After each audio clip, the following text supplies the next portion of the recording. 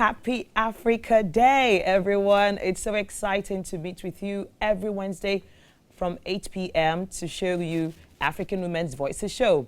This is the show that tackles issues pertaining to women as they contribute to national development. How have you been? I am so excited. WCW, have you been able to tell that lady you're crushing on, about how you feel?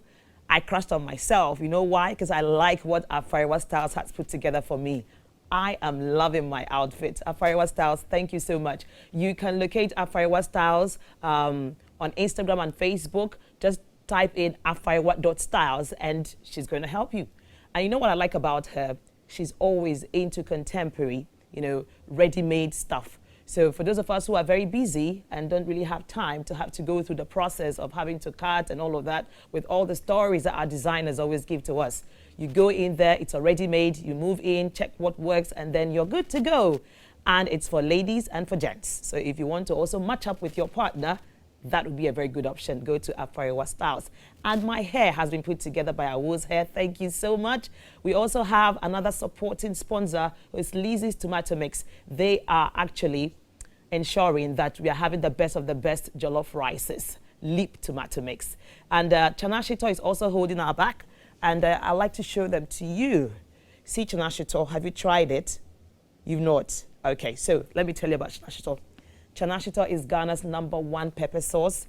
If you've not tried it, I need you to go to the nearest vendor and ask for Chanashito. The moment you taste it, you will not taste any other shito here in Ghana. So I believe a lot of you are already seated close to your phones, to your laptops, to your TV, wherever it is you're watching me from. Thank you so much for joining us. We told you we're going to be having Dr. Rawlings here with us to talk about how we can make it possible for women, especially when it comes to the space of agribusiness. And we have followed her up very close, and she may not know, so we'll be letting her see how well we've dug and looked into what she's doing around making it possible for women. So ladies and gentlemen, join me as I make welcome Dr. Rawlings. She's also the Honorable MP for this particular constituency, so you're welcome to African Women's Voices Show. Thank you so much. It's good to be here. Awesome. And happy Africa Day. Oh, thank you. I also wish you the same. Thank you. You know what? I was going to ask this question first. I said, being a medical doctor and agriculture, what's the link? You are what you eat. Awesome. In short, it doesn't matter how much medication you take. If your nutrition is wrong, your body doesn't have the building blocks to fix itself, to maintain itself. So it's all connected. It's connected to our environment. And incidentally, the theme for Africa Day this year is nutrition. Mm-hmm. So there you go. It works. All right. I will link you right now to a short commercial break. When we return, we get deep into the conversation. Do not go away.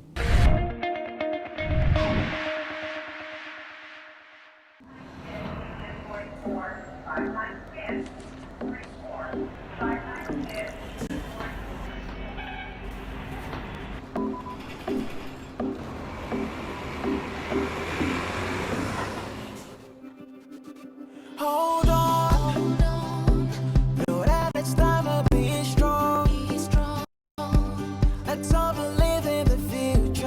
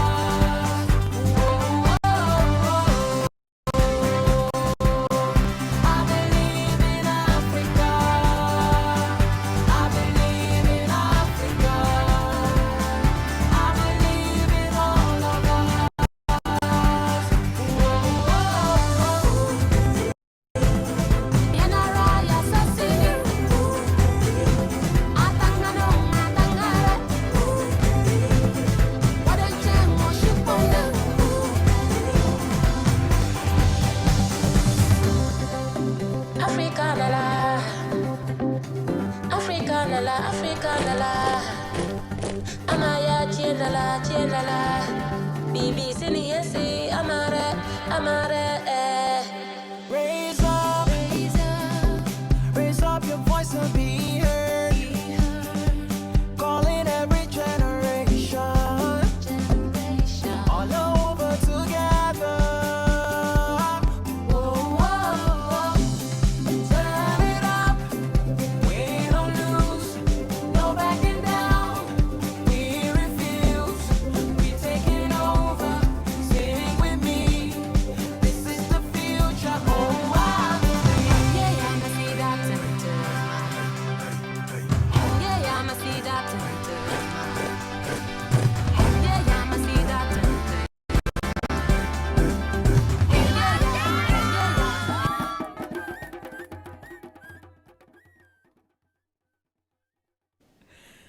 Wow, and you're welcome back to ETV Ghana's African Women's Voices show, and that was by Wiala and the one we know as Dead Buddy, who is now Kwesi. You know what? They say they believe in Africa. I believe in Africa. And we've got Dr. Rawlings here. She's going to share with us. Doctor, do you believe in Africa? Absolutely. Okay, Absolutely. so share. Why would you believe? Well, this is the land of my birth, basically. This is where my spirit feels at ease. You know, I lived abroad for many years, but I never felt settled until I came back home. And there's so much potential, amazing people, the diversity, the resources we have. Africa is the key to everything on this planet, but we don't see it clearly, because not enough is being done to turn that potential into the reality of what it ought to be. And too much of what we have is being given away at a lower value than it should be. And I think we're selling ourselves short. We're selling ourselves short. Yeah. So, talking about selling ourselves short, let's go back to this book that was written by Walter Rodney, how Europe has underdeveloped Africa. Yeah. Do you believe in that school of thought? So you believe strongly that Europe underdeveloped us, or are we also contributing to it as well? It's both. It's both. But he captures, in essence, a lot of the underlying factors, even on our side, that are not actually triggered originally from us. The governance systems that we use, the educational systems that we use, where do they originate? So the other thing is to understand in terms of the economy and so on. I think since we're talking about good books to read, an important book to read would be The Confessions of an Economic Hitman by John Perkins, which also shows how easy it is to topple a government or how a country can be made unstable just by, going after specific things that are important to them. For example, maybe undervaluing the cocoa at a time when a particular country that's of interest may be on the rise, so the value of cocoa on the world market drops. And it has an effect on the governance system in that country, the economic stability in that country. So these are things that seem like conspiracy theory until you realize that you follow certain stories in certain countries and you realize these things are real. With Walter Rodney's book, he does go into detail, and he's good in going into the pre-colonial era. He talks about the impact of slavery on the African continent, the brain drain. But you see, it's a continuum. This is not something that is over. Why are we still exporting cocoa beans? Why don't we have all the systems set up here so that the finished product is from here and is being purchased from here? Why are we not the ones selling the polished diamonds, the cut and polished diamonds here? Why are we not processing all of these raw materials? Why are we still a source of raw materials on the continent? All of these, if you look at how all of these fit in, you understand that unless we can reach a point where we're able to have a little more economic independence, which then gives us a lot more strength to decide on how we want to be, how we want to determine our destinies, it's going to be a difficult one, because you don't manufacture vehicles here. You assemble, you don't manufacture. You don't have the processed product. I mean, we have all the extraction happening here, but the finished product does not usually come from here, which is a shame, because it's the added value that gives you more money, that gives you greater independence to do what you can, which means that if you're looking at a national budget, you have more room for development. You don't have everything for the payment of salaries and repayment of loans and not enough to develop your country with. So yes, to a very large extent, there's a lot that is in that book that is very true, and it's not an accusation of sorts or playing a blame game as much as it is recognizing the factors that have contributed to where we find ourselves today. An important thing that one must look at as well, if you look at trade on the continent, the language barrier is a major one. And since we know that the carving out of the various countries on the continent was not random, one must look at the fact that the language barrier is a real barrier to our economic integration. And so it's not enough to say, we're doing the African Continental Free Trade Agreement without understanding the importance of the people in the various countries, if not in the sub-region, at least in the various sub-regions, being able to understand one another, so that this kind of movement of goods is not blocked by the difference in how we govern, because there's clearly a difference in the governance structures across the various countries on the continent. So we have a lot of things that, some due to our colonial heritage, some due to just the difference in our geographical location, are not working in our favor. And a lot of that is captured in that book. So there is a lot that we can learn from where we find ourselves and how to be better. So it's not to just say that's the blame and that's where it stops. Understanding the cause of a problem is supposed to help you unearth the solution. At least in medicine, that's how we approach solutions. I think it goes even with every other aspect of society. All right, so it's well noted that, it's true that what Walter was saying in his book is quite true. We need to find ways to also bring the solutions. Yes. Now we know what the problems are. That's so right. What are we doing to actually provide solutions? And tonight we're going to be talking solutions, especially when it comes to making stuff possible for women. But before we go there, I would like to let you know that I went through your tweets and I saw a retweet that you put up. Yes, thank you very much for putting up that retweet. And it says here, those who live purely on credit in Europe or America are counted among the rich. But a village resident in Africa who owns the land, grows his own food, and has no need to borrow. And they are counted as poor because, they don't earn $2 a day. He who sets the criteria controls your perception. Yeah. So it means that they are actually controlling our perception because they set the criteria for us and the standards. Which is a problem, because what is our definition of development? Definition of development should not be getting rid of all green spaces to build houses. Definition of development should not be concrete jungle and no proper green forest area left. Definition of development should not mean getting rid of your natural resources in the name of a finite resource, oil, for example, which will have a devastating impact on a particular area of your country. And it's going to get finished, and the world is moving towards green energy, but you're still pursuing the fossil fuels. We don't need to go far. If you look at what's happening in the Niger Delta, it should tell you the huge impact on the onshore exploration and extraction of oil and what it does to the society and to the generations. Some of the poorest countries, or some of the poorest communities, live in areas where extraction of all these resources occurs. True. So where's the development in that? Where's the trickle-down effect that says you can justify exploiting all your natural resources if it's not going to affect the well-being and the dignified living of your own people? It shouldn't be just at the top of the pyramid.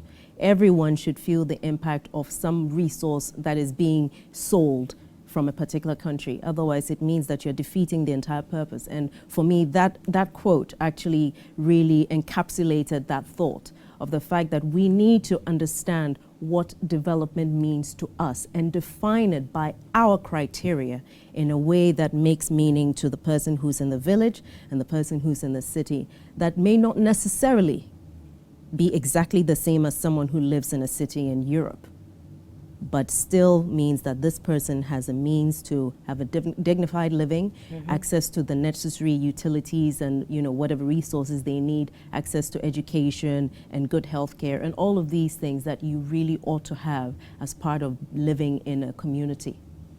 Great. We appreciate your passion for Africa. But we would like to delve into the agribusiness aspect of this conversation. And I had this put down. Women are the backbone of Africa's agricultural sector. From farm to the fork, to your table. Women are all responsible for that. Their influence in the sector is undeniable. An average African woman is a budding entrepreneur, either by choice or circumstance. Yet, they struggle to scale up their agribusiness into well-organized enterprises. So, what would you say accounts for this situation? It's multifactorial. It's the societal orientation, For one thing, when it comes to the ownership of land, it's mostly the men who own the land. So even if you have a number of women who are smallholders, have a small holding in terms of agric land and whatever, it's not their land. So whatever the income that they get from it, they still have to give a certain portion to the landowners. So when they're looking for, let's say, loans, they don't have the collateral because the land isn't theirs. And as we know, the banks and most financial institutions require collateral in order to get certain types of loans. Studies have shown that women generally pay back their loans rather than men. However, women have less access to the big loans, and even with the little that the women have access to, they're able to achieve so much that the unfortunate expectation or the unfortunate requirements that are in place for people to get loans, the bar is placed that's not within reach for women who are mostly in the rural areas or have smaller businesses in order to be able to expand. The other thing as well is the fact that it's I don't even know how to describe generally women are making less. If you're making less, you have less to reinvest. And the other thing as well is we have not as many women going into agric as men, because there's still this perception that the sciences and agric and so on are for men.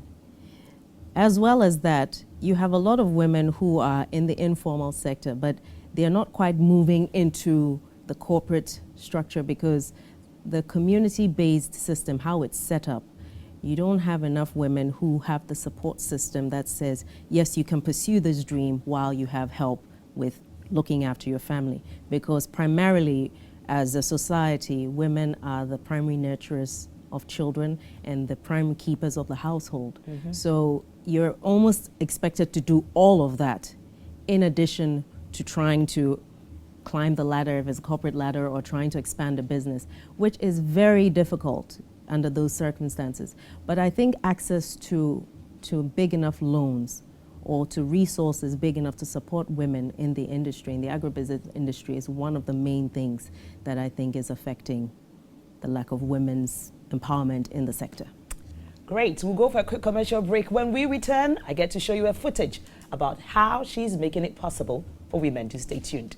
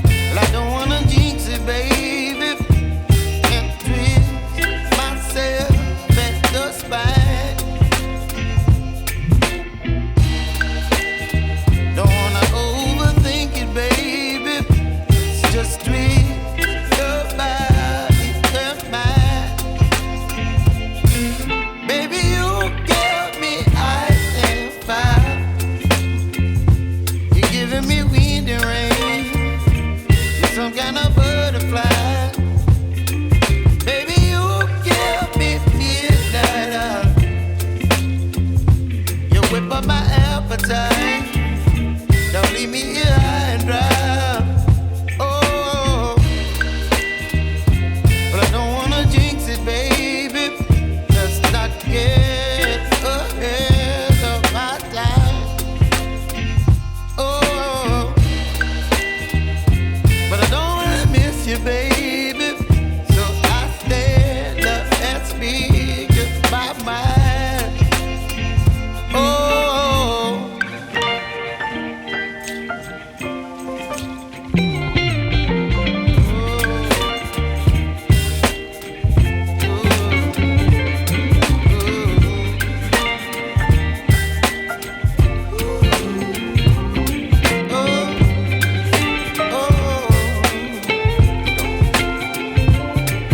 Baby, you give me ice and fire. You're chilling in the rain. You're some kind of butterfly. Baby, you give me midnight. Amazing. And you're welcome back to ETV Ghana's African Women's Voices show. And we heard part of the testimonial from people who participated in the activity. So I know someone seated at home or wherever right now probably is talking about, okay, maybe it's job for the boys. They probably are giving this out to particular family and friends and all of that. Did you hear them say what they say? It was put out on social media for everyone to participate. Not so, Doctor? That's correct. So it was out there for everyone. So if you did not see it, well, it's not too late because from the information, it's going around the entire country. That's correct, So you yes. could try your luck in another country. All right, so something that really caught my interest was how Agri-House is an integral part of what is going on in the agri space with It Is Possible. Yes. Could you let my audience understand what role they're playing? Well, the question you just, somebody watching just asked regarding, you know, is a job for the boys, is exactly the reason why the collaboration with Agri-House was important. Because in doing things like this, there is something important about branding and reputation. Alberta has really, you know, put herself in a category, a special group where she's basically shown what she can do.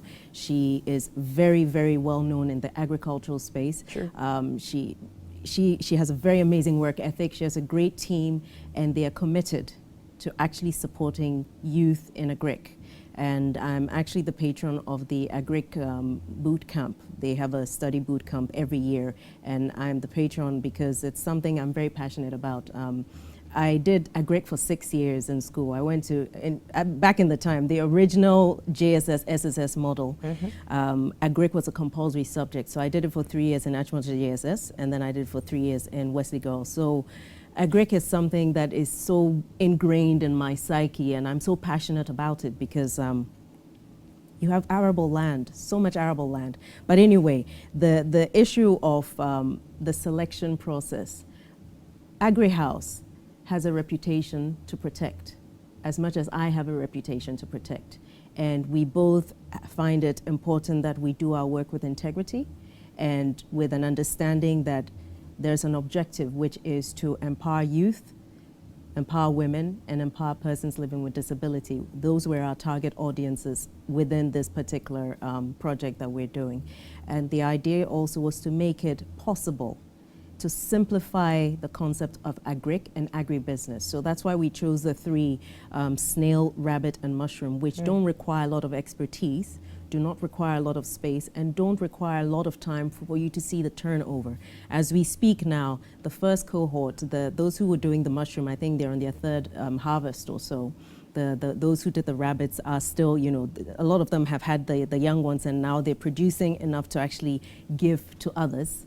And then the snails as well, which are also growing quite well. So the idea was not to create the time lag between the start of the project and when people can actually see the fruit of their labor, so that it's encouraging them to actually stick with it. Because sometimes when you hear about how long it takes for some kind of a crop to grow from seed to maturity, it's such a long period that unless you have that level of commitment, it's difficult to stick with it. We wanted these people to succeed.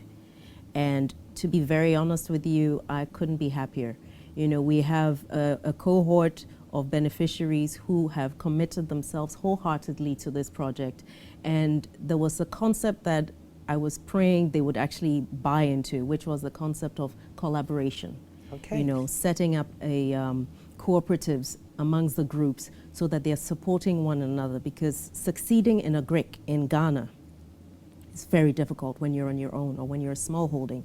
And so the concept of the cooperatives was to give that, I suppose, that sense of protection in numbers, and also for them to know that they're not on their own. We're not letting them go. We're keeping them as part of the big dream, so that they understand that we're there to help, because if they succeed, it encourages others to succeed. And in their success, they can bring other people along. We're looking at improving nutrition. We're looking at also ensuring that people can sustain themselves. You know, a lot of people lost their jobs when we had the COVID pandemic, when it first peaked with the lockdown and everything. And this was to provide people with an alternative means of, you know, income generation as well. So this had a lot of, you know, positives. And we also provided the option for people to do the addition of, you know, value addition to the product. So some of them have even started packaging their produce, Wow. which is really exciting, because we're trying to take away the misconception of agric being the thing that, you know, the usual picture, you know, somebody walking out in the field in tattered clothes holding a cutlass. And we're trying to move away from that and bring it into a setting where even it's possible to do in the urban, you know, centers, which is what we've done so far.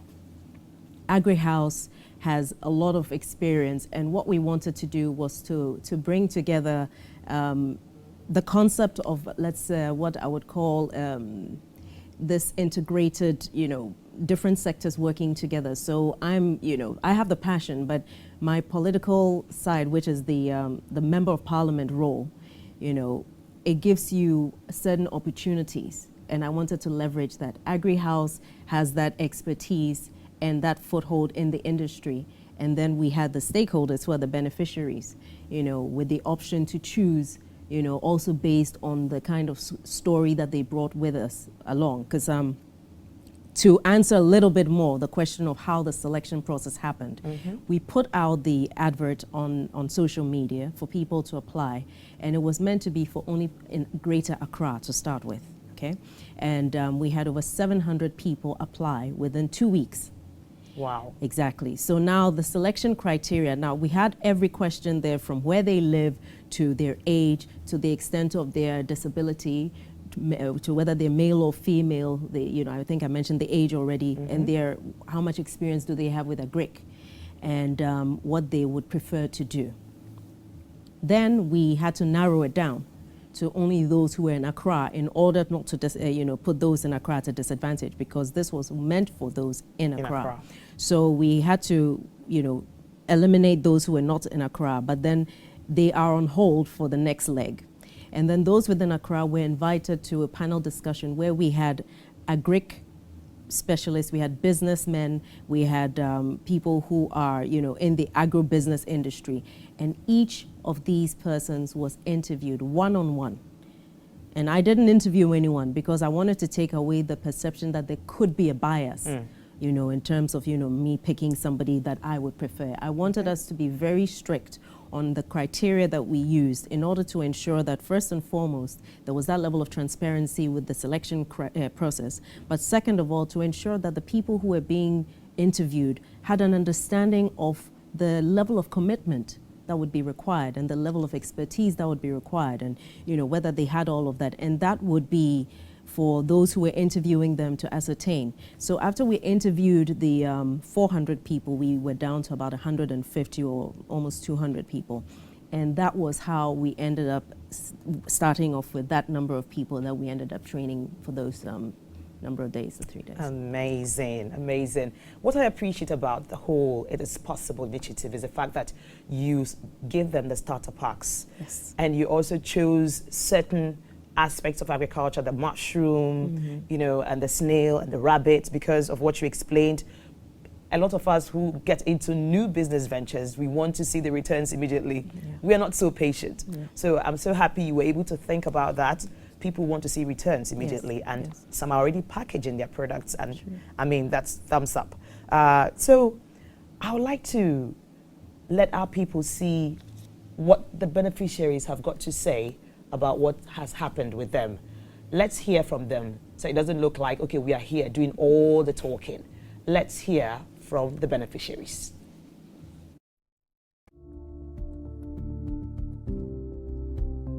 My name is Ofebia from Adenta New Legon. Yes, it is possible.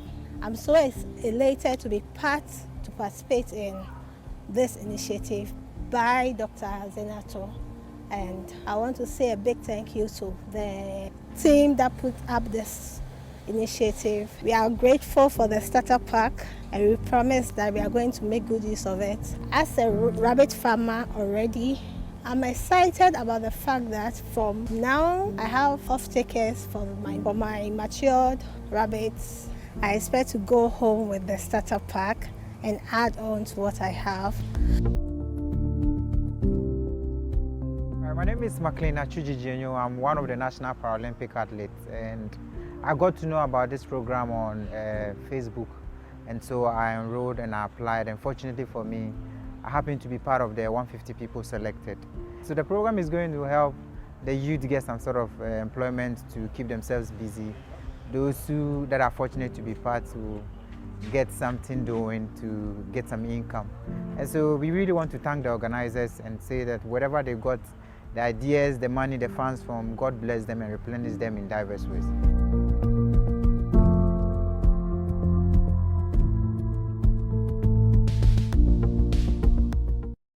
That was touching. God bless you, Dr. Rawlings, for the idea and for putting this together. The beneficiaries are quite excited. There are quite a number of beneficiaries, and they've got a lot of footages. So you check out our Facebook page. You can also check out the doctor's Facebook page, Agri House Facebook page. You get to find a whole lot of them. And even from conversation, I understand that even people from the deaf community also benefited from the whole process, and we are really grateful for that. Let me go to your comments, okay, because I've not forgotten about you at all. Facebook family. All right, I see Whisbay. He says, good evening, I'm enjoying the show. Felix Obo, he says, keep it up. I see Samuel Nubo, he's giving us, this, and he's like, okay, I'm really enjoying this. And I'm seeing quite a number of people sending us waves from across Africa, Ghana, and even beyond Africa. They are all saying, they want us to know they're all watching. Okay, so I see, let me mention a few of you who are sending in waves. I see you, Ifomanwo Kedi, Ifomanwo Do, Kelechi Onyebula. I see all of you sending in your waves from the United Kingdom and also from the United States of America. I see a wave from China. I see from Tokyo. You're all sending in your waves. Thank you very much. Are you Ghanaians? Okay. All right. So coming down to Africa, I see Casablanca. Yes, where we've got a lot of agricultural practices going on. Morocco is very, very interested in agriculture, so I can appreciate the fact that a lot of you are giving us thumbs up for what is happening here with It Is Possible. I also see from Ouagadougou, Togo, you're sending in your waves. Yaoundé, I see it. Tunisia, I see your waves. I see people from Egypt. Wow, thank you. Coming down to Ghana, I see Zabzugu. Zabzugu people are sending in their waves. Okay, thank you. Bupurugu Yoyo. Yeah? Okay, thank you for sending in your waves from there. I see from the Volta region. I see from Axim, you're sending in your waves all over. I see from Cape Coast, Salt Pond, Mankasim, Winneba, thank you all so much. And Accra, yes, I see you. Kumasi, thank you all for sending in your waves.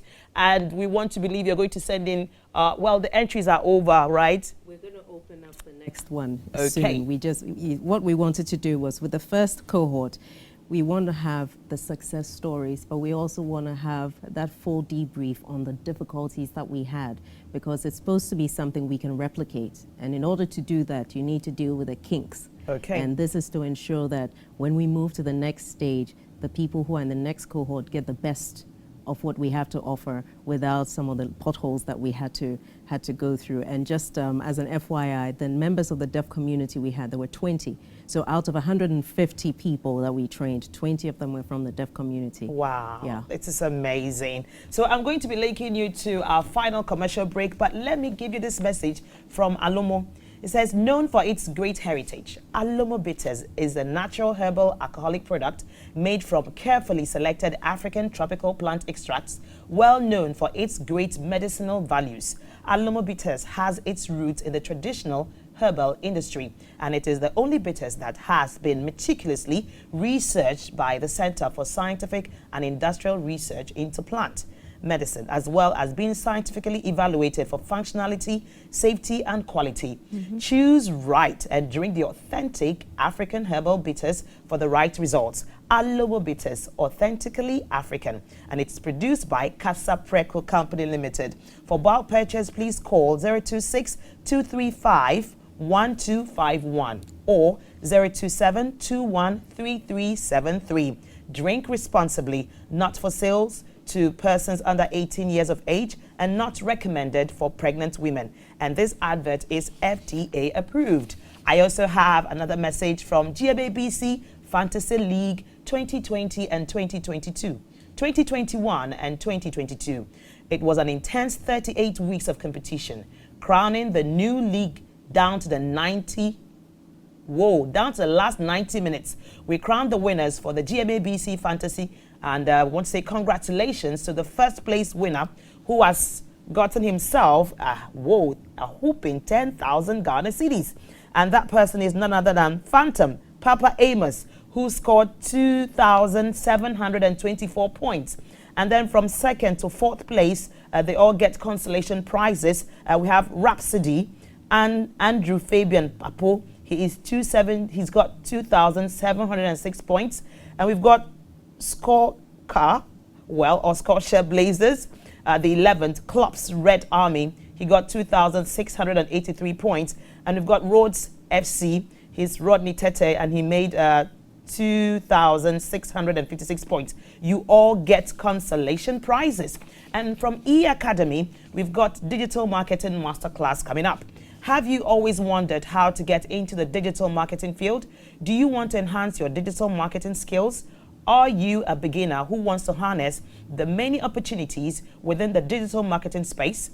Don't miss the E Academy Intensive and Practical Digital Marketing Masterclass. Learn about digital marketing strategies, how to engage on social media platforms as a community manager, improve your social brand identity, and how to build and engage with your audience, all in 2 weekends.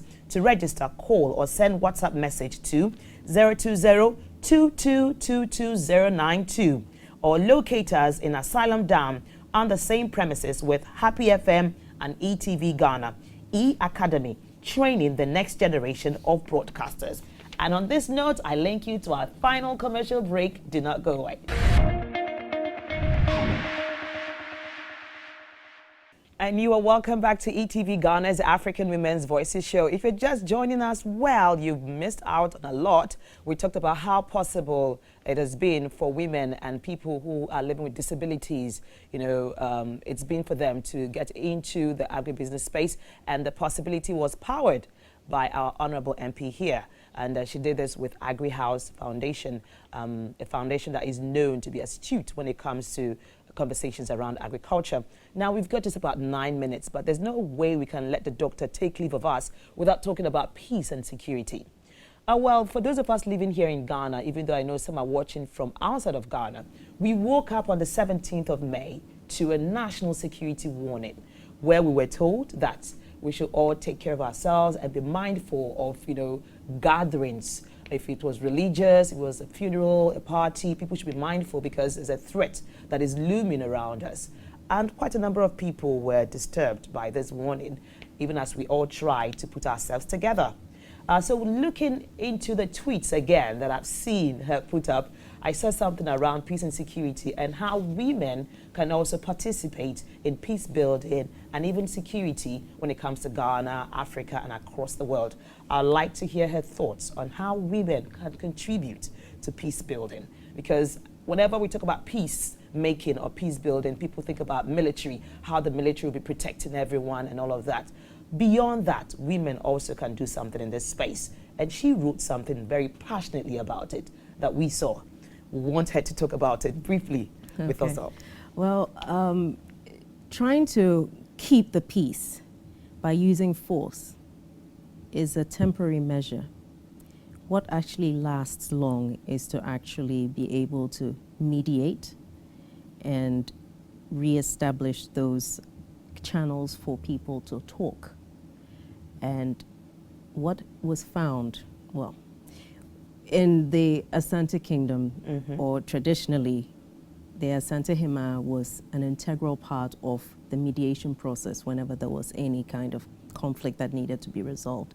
So this is not a new concept, but the United Nations became aware of and actually fully recognized this in the last 20 odd years, recognizing the impact of women in peace building, in peacekeeping, and how it has the effect of a longer lasting peace when they're involved in the negotiation process or in mediation or in peace building. And of course, that makes sense because a society is not made up of just men. A society is made up of women. And if you observe the trend in politics, for example, when it comes to a political party wanting to really mobilize, you hear them making use of the women. It's always the women. It shows you that there's a certain dimension with regards to the dynamics of any kind of society that relies very heavily on women on a very intrinsic level, that it makes no sense to try and rebalance a society that has fallen into conflict without having women at the table. You know, women are, and children are the worst affected whenever there's a war, whenever there's conflict, whenever there's any kind of crisis. I mean, we've seen it with the pandemic recently, but any type of conflict always throws any community out of gear. But what it does is it unveils weaknesses that were already existing.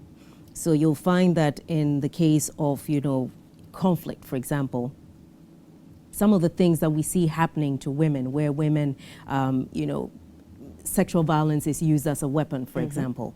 And you realize that if you actually scrape the veneer of countries that are actually at peace, a lot of them actually have a lot of sexual violence against women and gender-based violence anyway. But the conflict just, you know, throws it into a bigger, you know, dimension. Women have a different approach as well. And in order to ensure that there's that long-lasting peace, you cannot exclude women from the table. And that's what the UN has recognized. And that's why there is this push to even ensure that when it comes to peacekeeping, every country is supposed to provide a certain quota that is made up of women as part of their peacekeeping, you know, troops, because of the integral part that women have to play in peace building, in mediation, and post-conflict reconstruction as well. Awesome. Wow, it's been a very, very exciting time with her, but she's going to leave us very soon. And I'd like her to say her final words, you know, on it is possible, because right now I am even fired up. It's possible. That's what I keep hearing everywhere. It's possible. That thing you want to do, it's possible. Dr. Rawlings is also making it possible for people in agribusiness space. So let's get her final words just before we wrap up. Well, to start with, or maybe to conclude, I would like to extend my appreciation to some of the people and some of the companies who believed in this vision from the very beginning.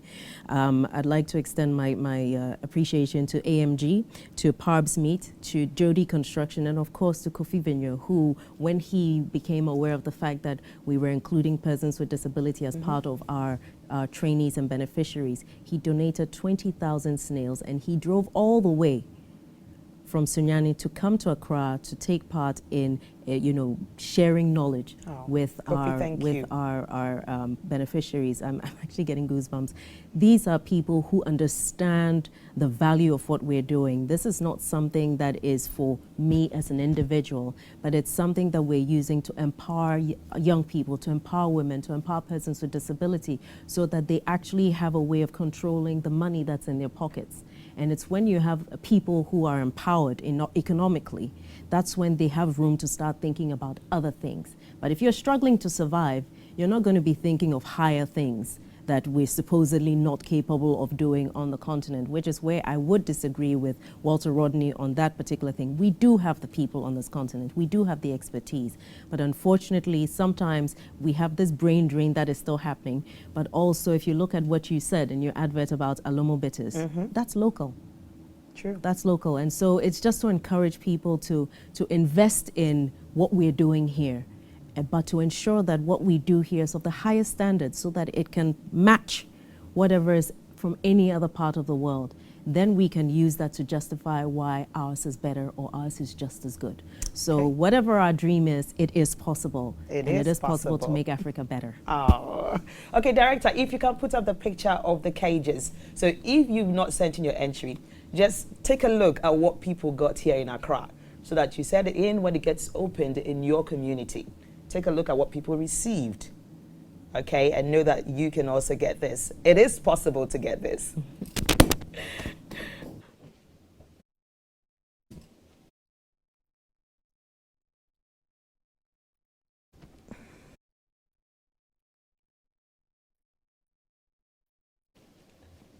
All right. Amazing. Okay, so, well, I also saw another tweet, and that tweet kind of explains what you probably love. Now you're going to be very careful with your tweets. I'm telling you. You watching me too, seriously. I don't joke with your tweets. So, is wache your favorite Ghanaian dish? Actually, it isn't.